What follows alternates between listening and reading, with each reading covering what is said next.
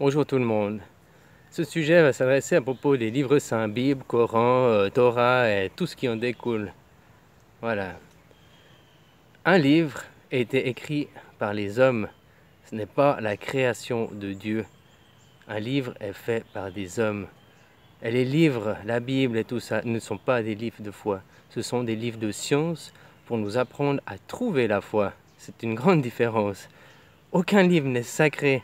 Il est sacré par la parole des hommes, mais pas par la parole de Dieu. Par la parole de Dieu, il faut comprendre, il faut aller le trouver dedans.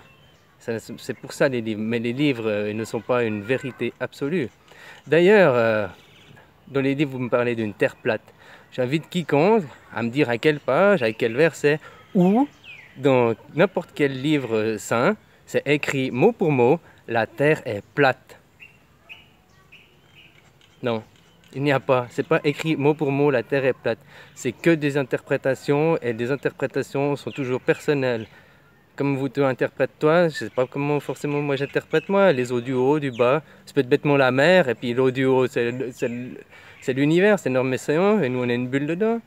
Enfin, il y a toujours d'autres moyens d'interpréter. Mais en tout cas, aucun livre dit la terre est plate mot pour mot. Voilà. Et la maison de Dieu, je répéterai, la maison de Dieu est la terre. Les églises, les mosquées, les temples, tout ça, c'est aussi construit de l'homme. Tout est construit de l'homme. Et Dieu, il a dit qu'il est jaloux, il a dit tu ne feras pas statue d'or à mon image, tu ne feras pas d'idole. C'est le premier commandement. Hein? Qu'est-ce qu'une idole?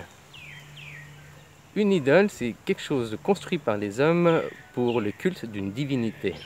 Voilà. Donc une église, c'est construit par les hommes pour le culte d'une divinité. Une mosquée, c'est pareil. Un temple, c'est pareil. Voilà. Tout. Maintenant, si vous voulez prendre la Bible au premier degré, mot pour mot, bah, priez devant un arbre, priez devant une fleur, un animal, quelque chose de la création. Mais la création de Dieu, pas quelque chose fait des hommes pour adorer un Dieu quelconque finalement, hein, parce que vous l'appelez Allah, Dieu, l'énergie, la source, l'amour inconditionnel, tout ça. Mais finalement, c'est tout pareil, vous voulez juste changer des noms, vous voulez juste différencier les choses. Pourquoi différencier et pas réunir?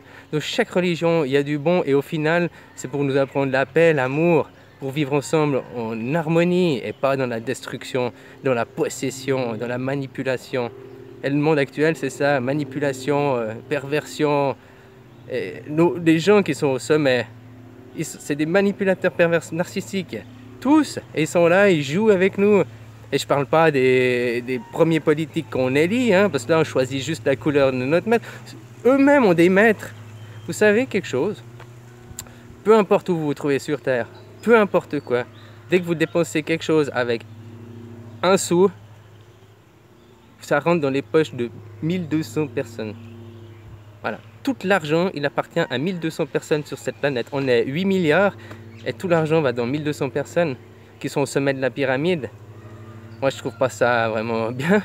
Et puis, à mon avis, il y a peut-être encore une vingtaine ou une poignée qui sont peut-être encore au sommet par rapport à eux. Voilà. Le changement, il n'appartient qu'à vous. Hein. Descendez aux enfers. Faites votre réveil, faites votre réveil. Le diable, on me parle de diable et tout ça. Oui, le diable, il existe. Oui, le diable, il existe. Mais il n'est pas ailleurs qu'en soi. Le diable, c'est notre côté manipulateur.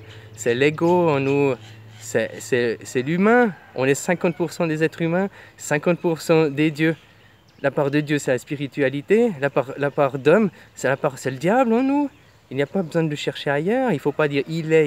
Il n'est pas ailleurs qu'en soi, le diable. Le mal, il est en nous. Il faut apprendre à contrôler ses émotions, se maîtriser soi-même. C'est tout un travail. Hein. Je ne suis pas à la perfection. J'ai encore un énorme travail à faire. Je suis au début de mon éveil. Pour l'instant, je viens pour délivrer un message. Et une fois que j'aurai délivré mon message, peut-être qu'il va contribuer à éveiller une autre personne comme moi, qui va être encore plus grande et plus puissante que moi. Et on va arriver enfin à faire quelque chose dans ce monde. Mais si chacun attend que l'autre fasse, nous n'arriverons à rien. Voilà. Chacun est acteur. Chacun est libre arbitre. Chacun peut dire oui ou non. À vous de voir, à vous de faire. Merci, merci beaucoup. Je vous aime.